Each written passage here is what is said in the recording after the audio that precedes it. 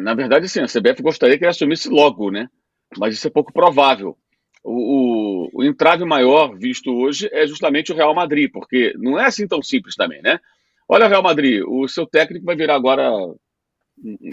Vocês serão barriga de aluguel da CBF, né? Vai ficar um ano aqui cumprindo um contrato para daqui a um ano ele assumir a seleção brasileira. Como é que o Real Madrid recebe isso? E ele tem que costurar isso muito bem, né? No momento que ele chega num acordo com a CBF, que ele chegar todos os detalhes estiverem afinados, ele tem que acertar isso com o Real Madrid. Ele coloca um interino no seu lugar. Quem será esse interino? Alguém da equipe dele?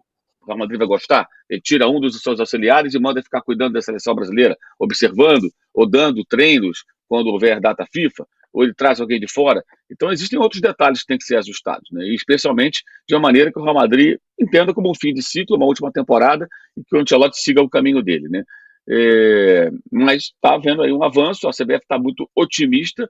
Eu acho assim que, embora a gente esteja muito acostumado a criticar a CBF, eu não vejo motivo, pelo menos eu não vejo, para criticar uma tentativa de contratação de um técnico do primeiríssimo escalão, porque esses caras não treinam seleções, esses caras treinam times, né? Clubes, times muito poderosos. E ele está só do Real Madrid. Então, se esse camarada decide do Real Madrid, ou terminando seu contrato, vai para a seleção, você vê que nem a Itália tenta contratar o Ancelotti, né? Você pega um técnico de seleção hoje, o Roberto Martins, saiu da Bélgica, agora está em Portugal, treinou times da Premier League, mas nunca chegou nem perto do patamar do Ancelotti e de outros treinadores internacionais que são do primeiro escalão mundial, digamos assim. Então, hoje, a questão mais delicada é o Real Madrid, é conseguir amarrar tudo direitinho para que o Real Madrid entenda que, ok, ele vai cumprir o último ano de contrato, não vai ficar mesmo, é um último ano, ele cedo ou tarde vai deixar de ser treinador, talvez fique no futebol numa outra função, talvez mude de ideia, que nem o Felipão, né? Mas o fato é que tá havendo um avanço e há grande otimismo de que ele vai aceitar. E já começou a haver também uma reação muito clara de alguns setores aqui no Brasil, na mídia e tudo mais, de indignação. Como é que o Brasil vai esperar um ano pelo Ancelotti, como se tivéssemos aqui no país vários treinadores excepcionais à disposição, uma fila deles para assumir esse cargo. Mas o ciclo não vai ser cumprido. Bem, o ideal, em tese, é o ciclo de Copa ser todo ele respeitado.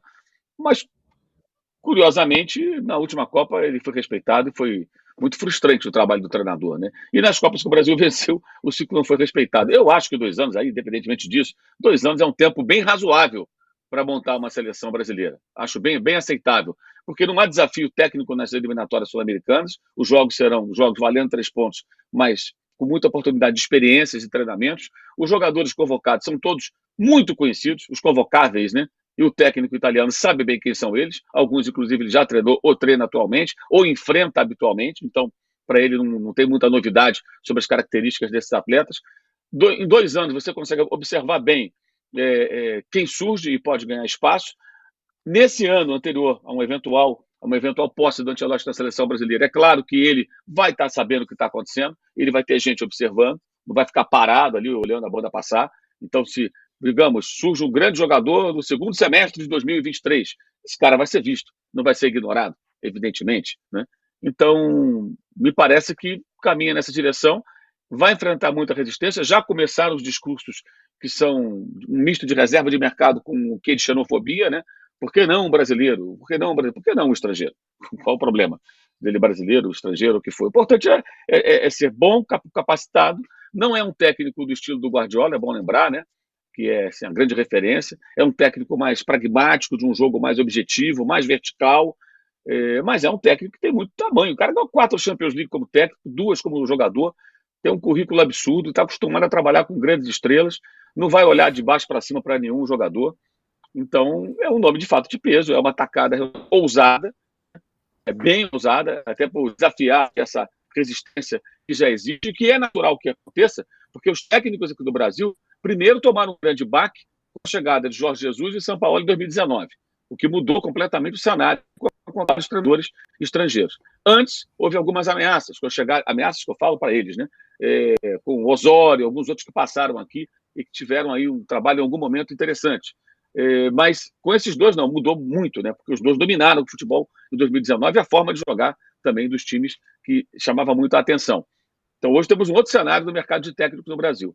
Quando os técnicos brasileiros perderem, se de fato perderem, o comando técnico da seleção brasileira é um golpe muito violento. Então, os aliados, evidentemente, já estão saindo aí em coro na defesa dessa reserva de mercado que parece que vai para o espaço.